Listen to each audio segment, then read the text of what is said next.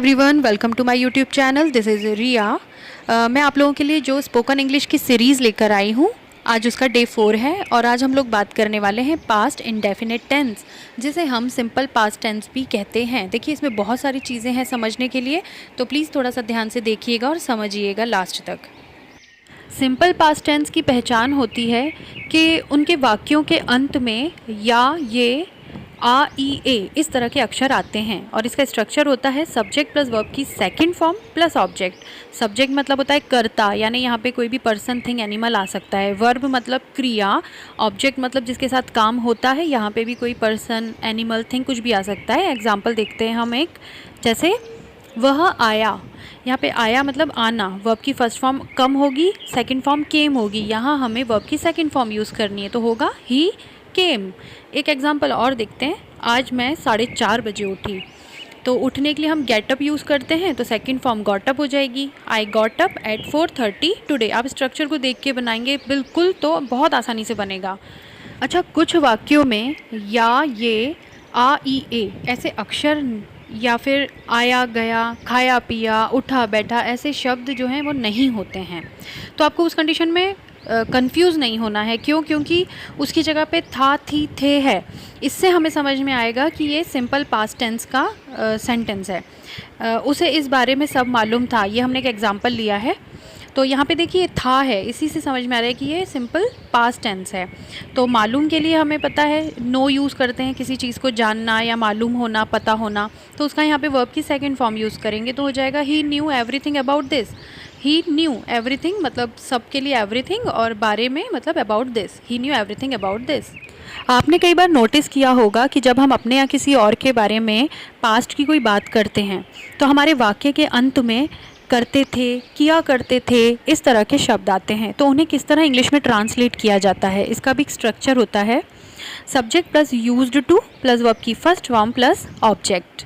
आपको ध्यान रखना होगा कि टू के साथ हमेशा वर्ब की फर्स्ट फॉर्म ही लगाई जाती है। अब इसको हम एग्जाम्पल से समझ लेते हैं और ये स्ट्रक्चर यूज़ करके हम ट्रांसलेट करते हैं। पूजा रोज़ स्कूल जाया करती थी। देखिए, यहाँ पे जाया करती थी से समझ में आ रहा है कि ये पास्ट की बात है, और ये यूज्ड टू वाला स्ट्रक्चर जो है यहाँ पे रूल यूज़ होगा। Puja used to go to school daily. Used to के बाद हमने जाने के लिए गो, वर्ब की फर्स्ट फॉर्म लगाई है। एक एग्जांपल हम और देखते हैं। वह यहाँ आती थी। She used to come here.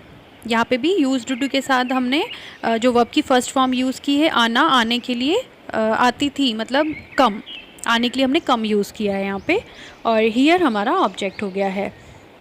Simple past के नेगेटिव सेंटेंस को किस तरह से बनाया जाता है और उनका क्या स्ट्रक्चर होता है, अब हम ये देख लेते हैं। Subject plus did not plus verb की फर्स्ट फॉर्म प्लस ऑब्जेक्ट। यहाँ पे देखिए डिड है, इसलिए हमने वर्ब की फर्स्ट फॉर्म यूज़ की है।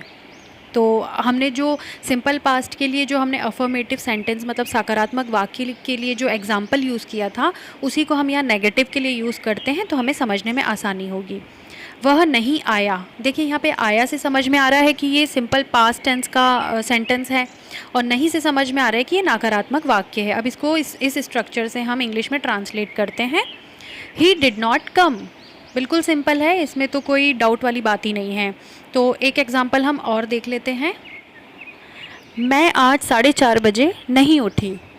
यहाँ पर देखिए, इस सेंटेंस के आखिरी शब्द से पता चल रहा है हमें कि ये सिंपल पास्ट का सेंटेंस है, और नहीं से पता लग रहा है कि ये नकारात्मक वाक्य है। तो ये इस तरह होगा, I didn't get up at 4:30। तो डिड नॉट या डिडेंट, अब हमें पता है कि उठने के लिए गेट अप यूज़ करते हैं, तो कोई बनाने में परेशानी नहीं होगी सेंटेंस को। अब एक काम करते हैं, हम यूज़ टू वाला भी देख लेते हैं कि उसके किस तरह से नेगेटिव सेंटेंस बनाए जाते हैं। नहीं करते थे या नहीं किया करते थे। Subject plus did not plus use two plus verb की फर्स्ट फॉर्म प्लस ऑब्जेक्ट, या अगर कोई और अदर वर्ड्स हों तो वो ऑब्जेक्ट के बाद आ जाते हैं।